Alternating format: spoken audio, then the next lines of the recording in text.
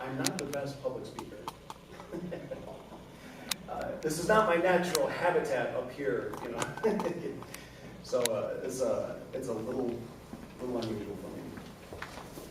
But thanks to Josh for allowing me to speak.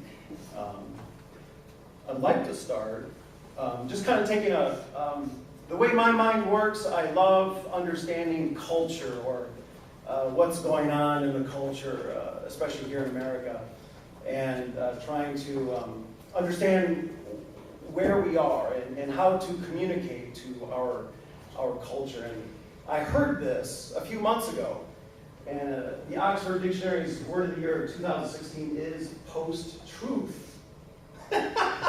It would be funny. I laughed when I first heard it, but then you begin to think about it, and it's almost too sad to be funny, you know. And the definition that Oxford gives to it is relating to or denoting circumstances in which objective facts are less influential in shaping public opinion than appeals to people's emotions and personal beliefs. That is shocking.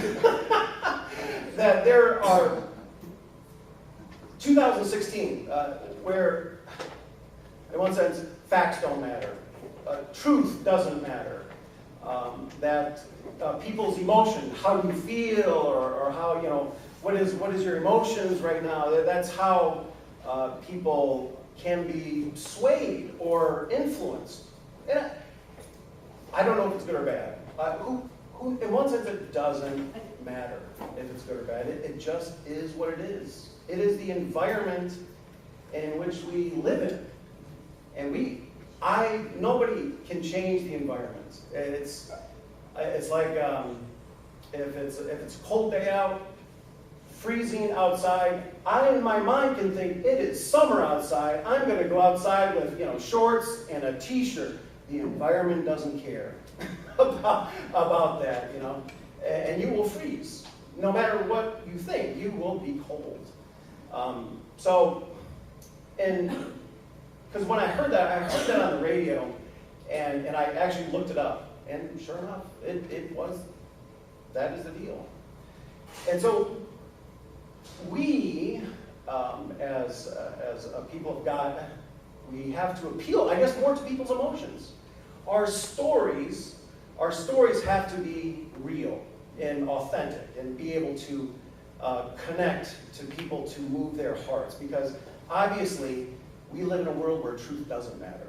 So how do you get to these people? Through emotion. Grab their emotions and be able to. That doesn't mean, I'm trying to make this quick, that doesn't mean truth changes. It doesn't change. It stays the same. And we cannot change the truth of what we understand to, you know, appeal. But our stories, my personal story has to be able to grab somebody and move them. Next slide. He's my clicker, so. And I think one of the most powerful stories that we have is America and the founding of America. And this is Independence Day weekend. And when I was growing up, I hated America. I thought it was, you know, I didn't like America. Only when I met the church and I heard the divine principle, I don't remember what it was, but boom, I love America. I completely changed 180 degrees. It was truly a transformation in my mind. I don't know what it was, but I loved it. And I always wondered, what is the meaning of America? What does America mean? It means something. It's something incredibly important. But I couldn't figure out, what does America mean? And I've tried. I remember being a team captain fundraising. and I was trying to study books and stuff when, you know, and I couldn't break through. I couldn't come to the fundamental meaning of what America means. Only recently, really, have I been able to organize my mind. And this quote by G.K. Chesterton, he was a British Catholic theologian. I hate to bring this up. I'm not trying hard to look smart. I am not smart. I'm just trying to raise my game up a little bit because we have a doctor. Dr. Enders is here, so I would need to somehow. But this quote, I thought, sums up America just beautifully. And he wrote a book, this is I think in the early 20th century. The quote is, "America is the only nation in the world that is founded on a creed." And that creed, you can scroll down a little bit, that creed is basically written out in the Declaration of Independence. And it is, "We hold these truths to be self-evident, that all men are created equal, that they are endowed by their Creator with certain unalienable rights, that among these are life, liberty, and the pursuit of happiness. That to secure these rights, governments are instituted among men, by men, deriving their just powers from the consent of the governed." 240 some odd years ago, this is a radical statement. It is radical. It is almost unbelievable. And broken down into the simple parts, I believe is, first of all, we established this nation. God exists, number one. Our rights come from God. Our rights do not come from anybody else. They don't come from another human being. They don't come from government. Because if our rights came from somebody else, a human, they can be taken away. But our rights cannot be taken away by anybody, by any entity. And but government's purpose is basically to protect those rights. That is the purpose of government. So and now in our culture, along with the post-truth kind of culture, I was discussing, I forget what I was talking about, but I was talking to a second-generation young lady, and I was talking about something about America. And she goes, "Yeah, but, what about, Christopher Columbus?" And I think in the last, 10, 15, 20 years, Christopher Columbus, the premise of her question basically is, yeah, well, he sucked. Because, through his, colonization, the Indians died, and, all these horrible things. And I told, and that's the premise of her question. So kind of, the founding of our country is almost illegitimate. It's almost, now we are, so smart, and we can, look back on history and just look at it from some certain angle and look at it kind of shallowly and kind of come up with these conclusions where, it doesn't matter. We can just throw it away. But and I told her, I could never defend some of the things that, Columbus did. I mean, I think the king and queen of Spain, they eventually ended up jailing him because, he was horrible to the people that were under him. I mean, he was literally a tyrant. I said, look, I can't defend what he did, but this is after we had a nice meal, we're in a beautiful house, it's nice and warm, and I said, how nice it is to look back at someone 500 years ago, judge them from our perspective, and place our values or our understanding of the world on this person. And I said, we can do that with anybody, with anything. We can delegitimize anything. I said, but that there's something more. There's something more if we really take time to deeply look at something. It's not something, especially the founding of our country, is not something that we can just blow away like it's nothing. Well, we are smart. I have a cell phone, for crying out loud. We are smart. We know what's going. We don't know anything. But and so from that, I came to want to communicate better, what is America, what is its purpose, all right? And I read this speech, God's Hope for America, a couple weeks ago, and I came across this one passage, and it was unbelievable, honestly. And I know Josh, the last couple weeks, he mentioned something about authenticity and being authentic and relating to it. And this speech by Father, you can go ahead and, there are no platitudes in this speech.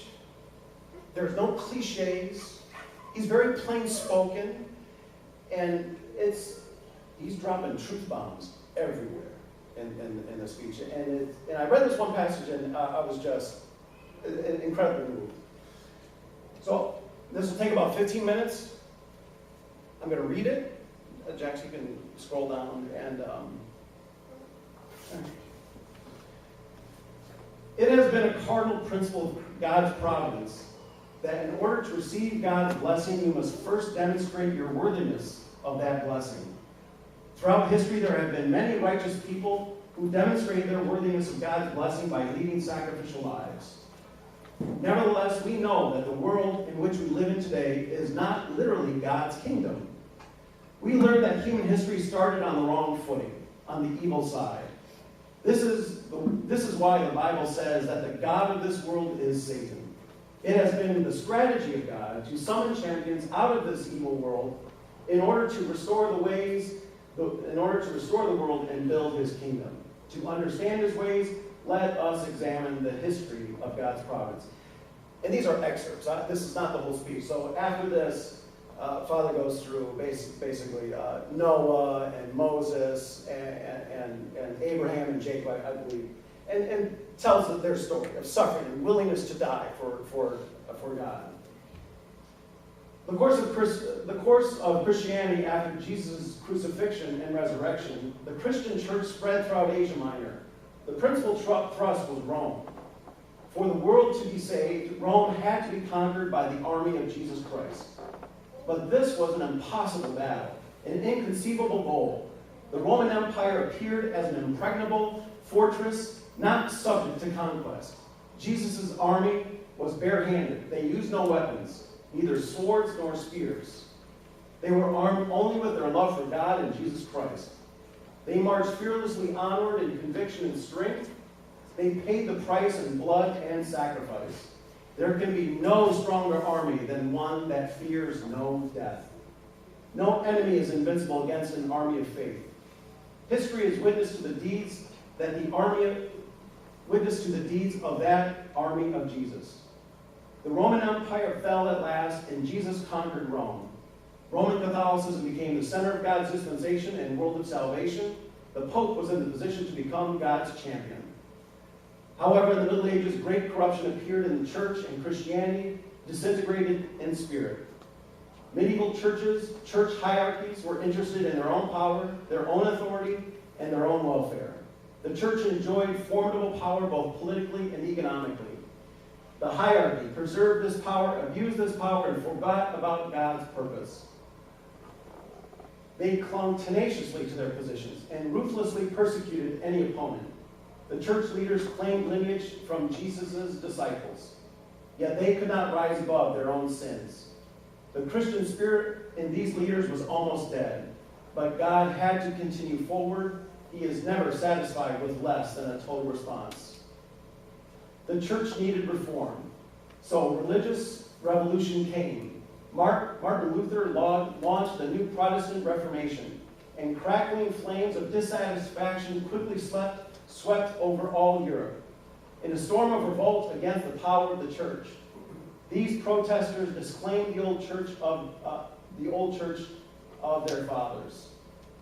Throughout the land, righteous people determined to win liberation from the old doctrines and practices. They wanted to worship God, not the church. Equality in the sight of God was their claim.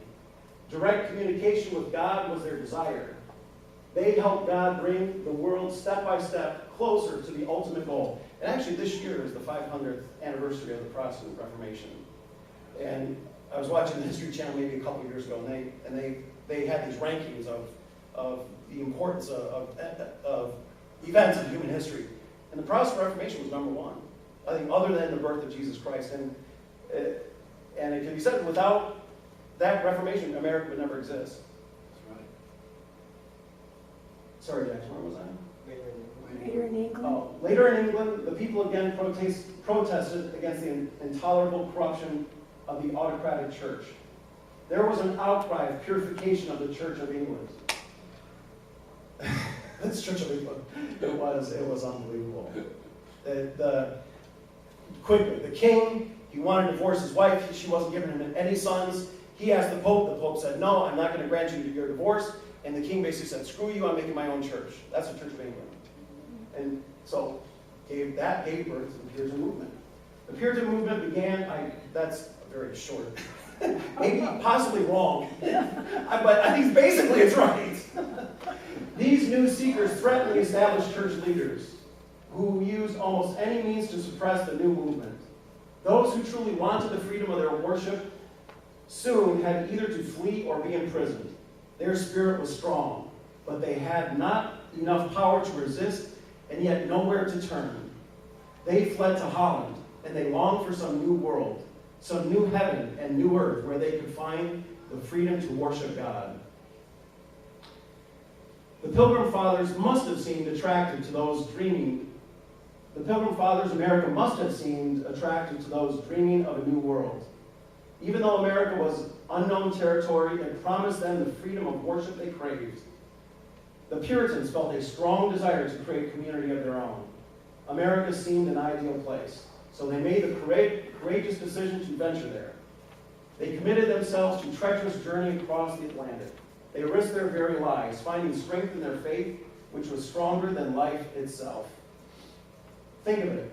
They had to give up their families, their relatives, their surroundings, and their country, and head toward an unknown land. Their only hope was God.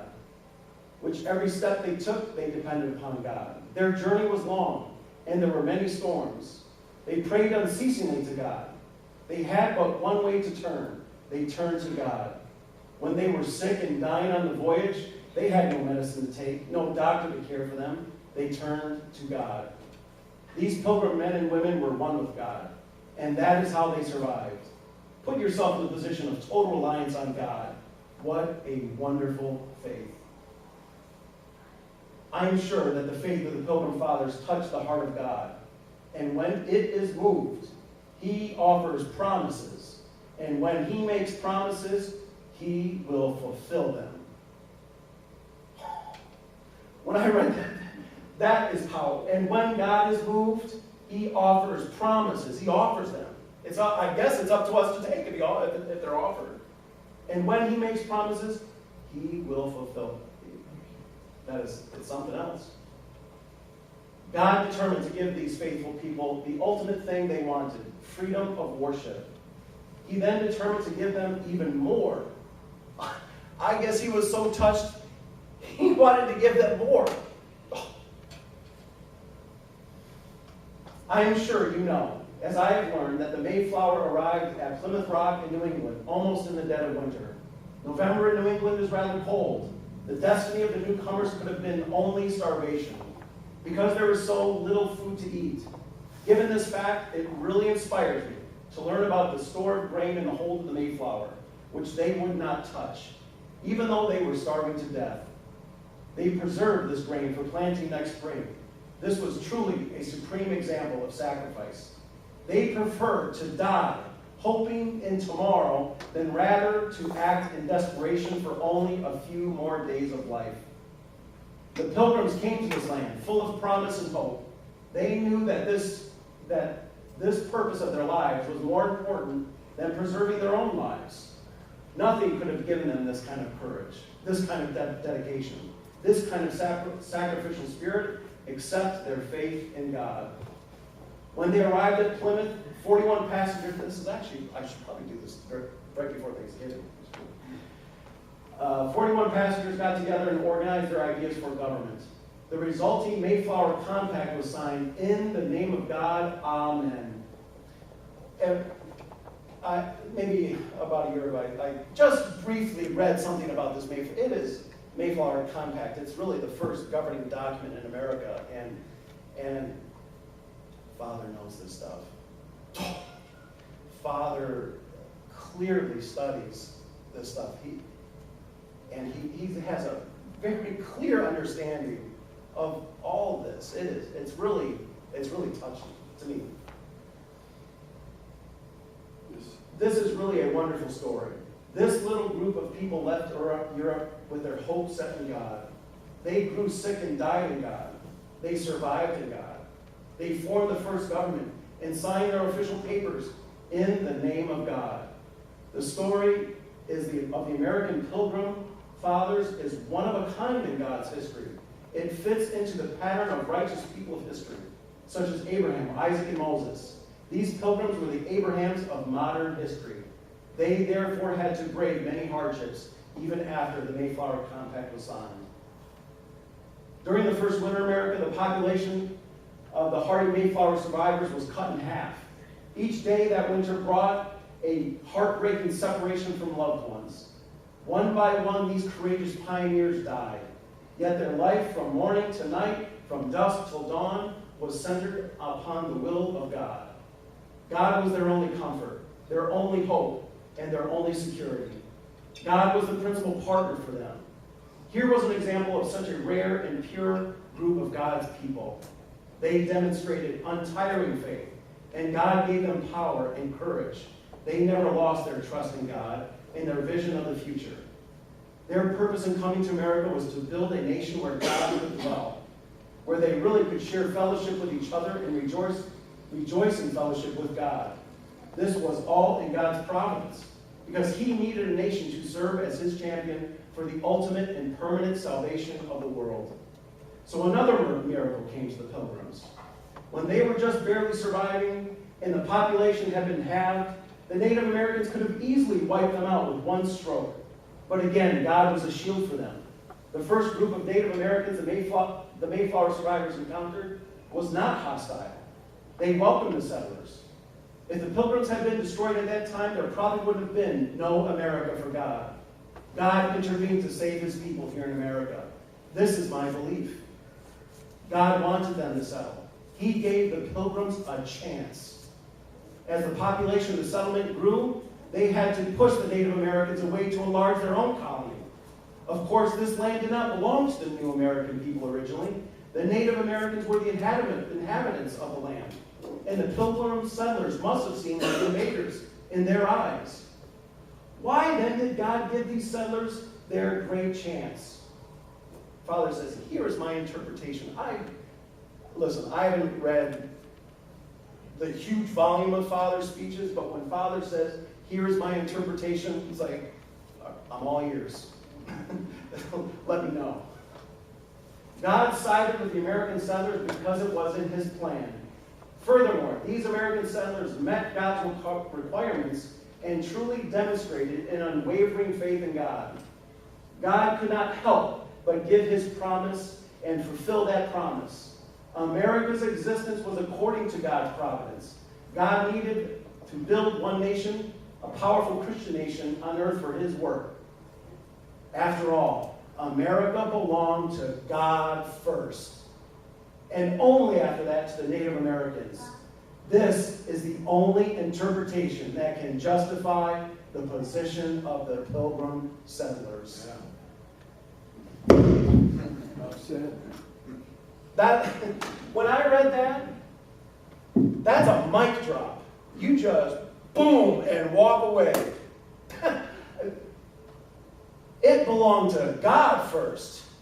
This was God's land.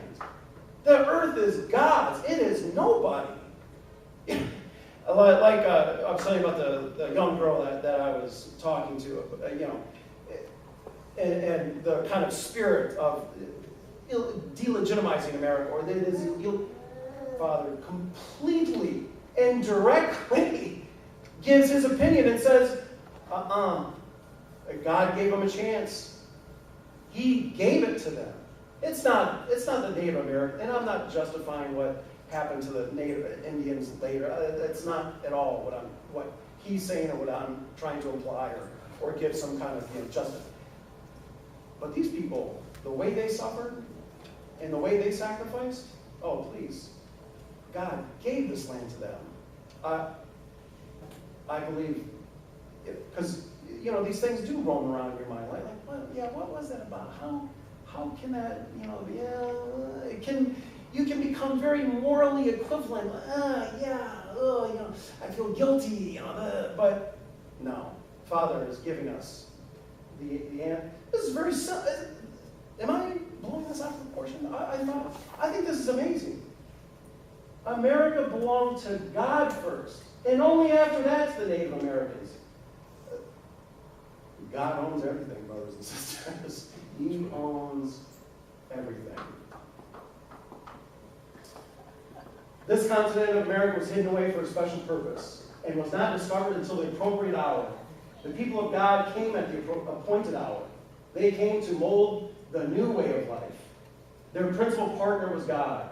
At home, in caring for their children, in farming or cooking or building, they let God share their work. He was the only security they had. A farmer might talk to his son working in the field with him and say, let's plow this field in the name of God. Their everyday life was lived in the name of God. Reading that, let's plow this field in the name of God. How simple is that? You know, I'm not naturally a religious person. I am very naturally a secular humanist, actually. Shockingly. How easy it is for me to forget about God. Especially here in America where, we think we have no idols here. Golden calves, we don't have idols. What idols were for, like the old time? My idol is comfort, brothers and sisters. I like my house cold when it's hot outside. I like my house hot when it's cold outside. I want comfort. I want to drive to work. My idol in America of pain avoidance. That is an idol, brothers and sisters. I believe that is an idol. We might not bow down to a golden calf, but I have idols. We all. But reading that, I thought, how simple. So, a couple days ago, I dropped off Jackson to baseball practice. I said, boy, let's pray. Yeah. What the hell?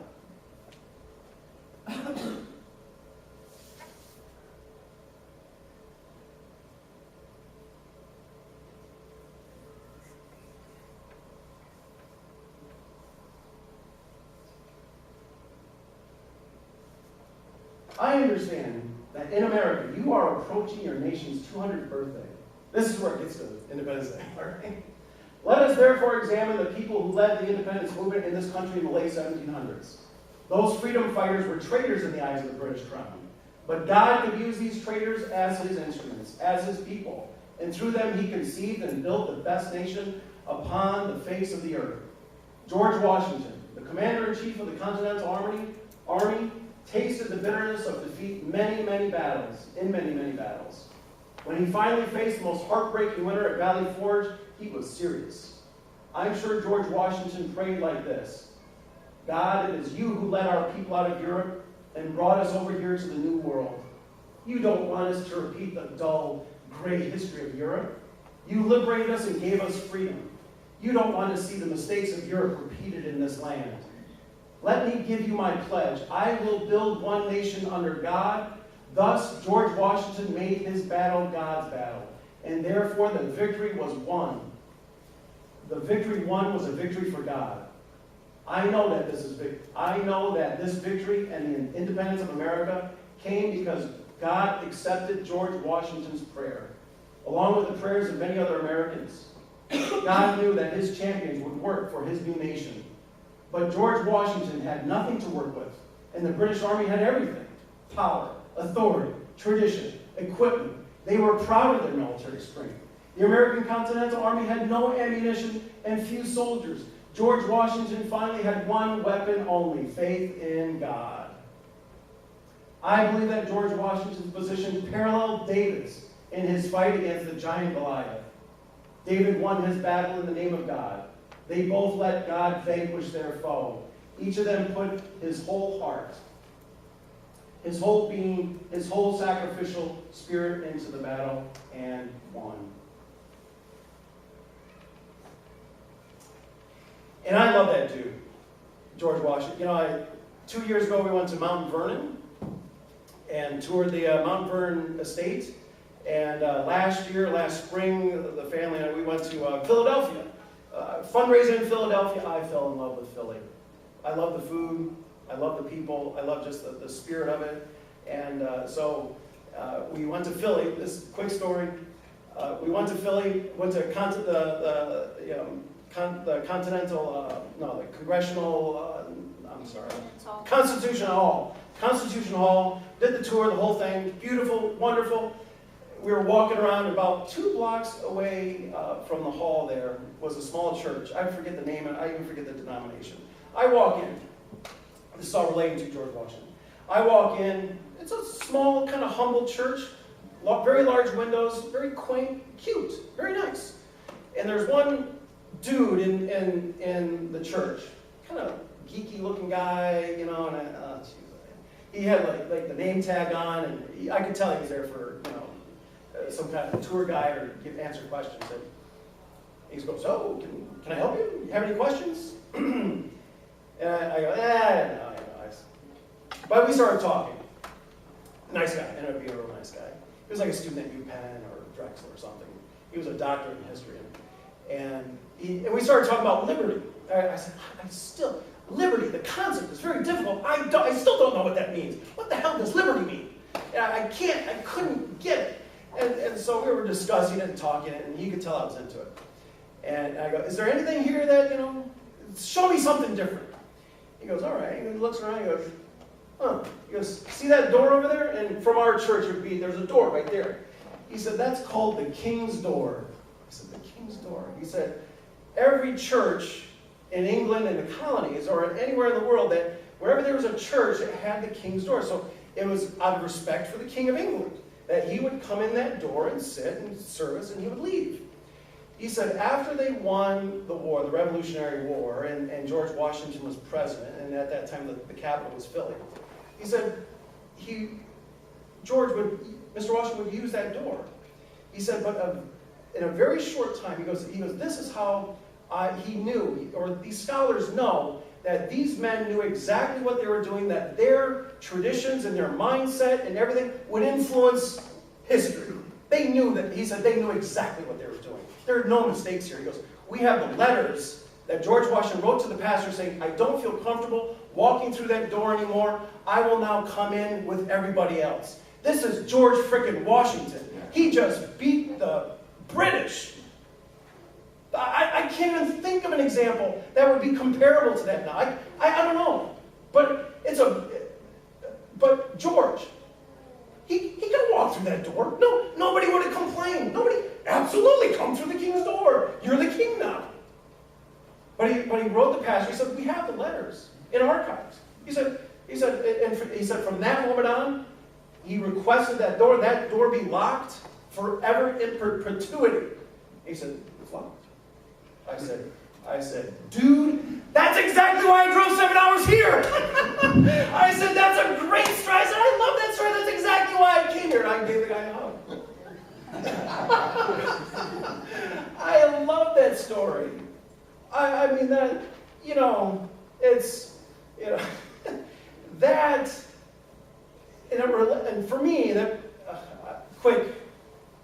it relates to pride. I mean, this man could have had more pride than it. And in fact, when the King of England heard that George Washington was now, you know, anyway, we won the war, he goes, "Well, I guess George Washington will be king now." And they said, "No, he's not going to become king. He's going to be president." And they explained it, and the king said something to the effect, "Well, he's a great man among men.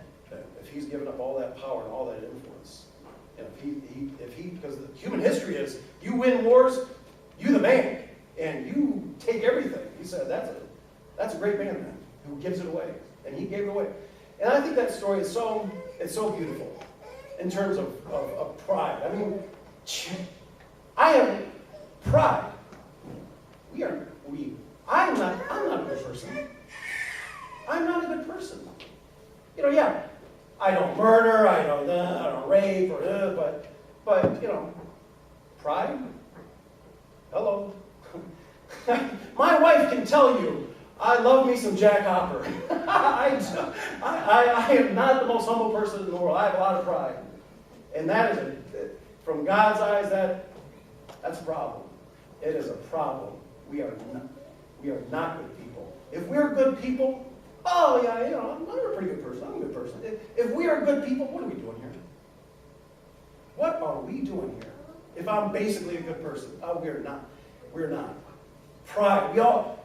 Pride is our common denominator here, I think. I just thought that story was beautiful. In this respect, America is a unique nation. Even your money is impressed with such beautiful inscription in God we trust. No other nation does such a thing. Then whose money is it? Your money? Is it American money? No, it's God's money. Every bill or coin says so. You are the stewards. God has deposited his wealth in your hands. Yes, this nation is not the American nation. It is God's nation. And such a nation exists for the entire world, not just America itself. Yes, America was formed as a new nation, a new Christian nation, under a new tradition. The shackles of the old traditions fell away in America. You must want to build a new nation under God. God's purpose is the salvation of the world and all humankind. Today in America, therefore, you must not think that you have such great wealth because you yourselves are great. We must humbly realize that the blessings of God came to America with the purpose of making it possible for God to use this nation as his instrument in saving the world. Yes. If America betrays God, where can God go? If America rejects God, where can God go to fulfill his aim? Do you want to try to go to the communist world? To undeveloped countries? God wants to have America as his base, America as his champion. And America was begun in the sacrificial spirit, pursuing God's purpose. America must consummate her history in the same sacrificial spirit for God's purpose. Then America will endure forever. The time has come for the American people to be awakened. Because of the noble beginning of this country, God sent his blessings and promise. The sacrificial devotion of your ancestors was the foundation for God's blessing. If you betray your ancestors, if you betray God, there is only one way for America to go. It will go to destruction. Since America was built on the pillars of faith in God, if God is moved out of American life, your nation will be without support. Your decline will be rapid. America has been known as the melting pot, where people of all colors, creeds, and nationalities are melted together. In order to melt anything, heat is required. Do you know who provided the heat for America? God was that heat. Without God, you never could have melted your people together. America could achieve true brotherhood only through the Christian spirit. But when you begin to lose this foundation, America's moral fiber will deteriorate. And this is 40 years ago. The future of the entire world hinges on America.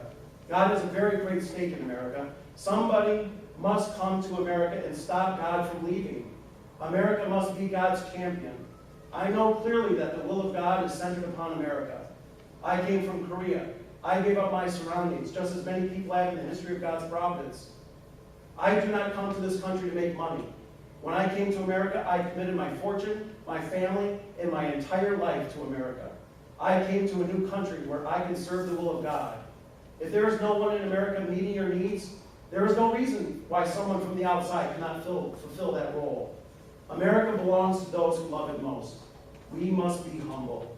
We must initiate from this moment the greatest movement ever on earth, the movement to bring God back home.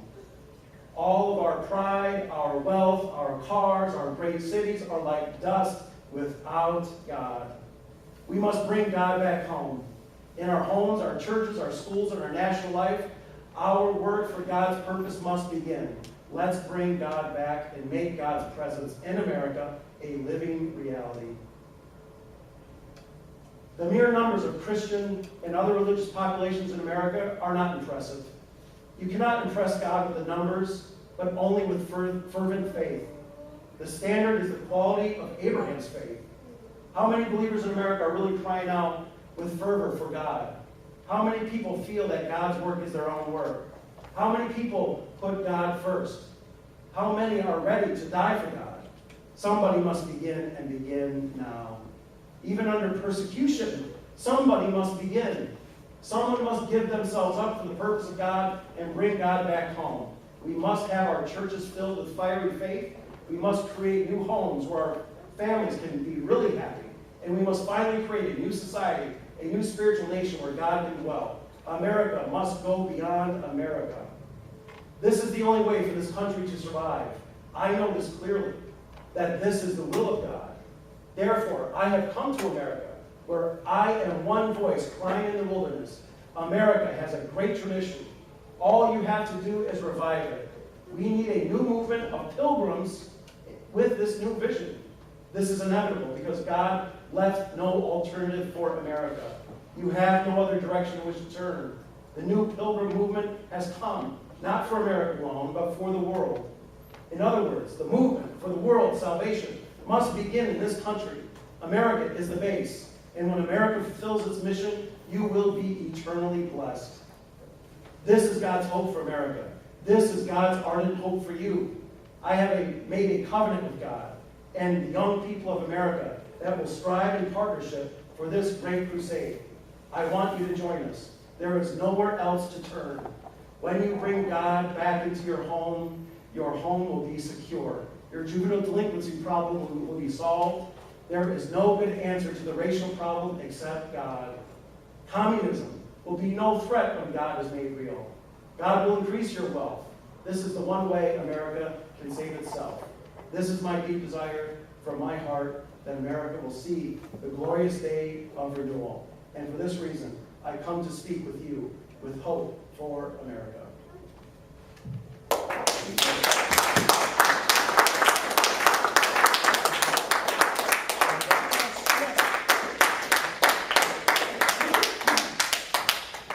Let's pray.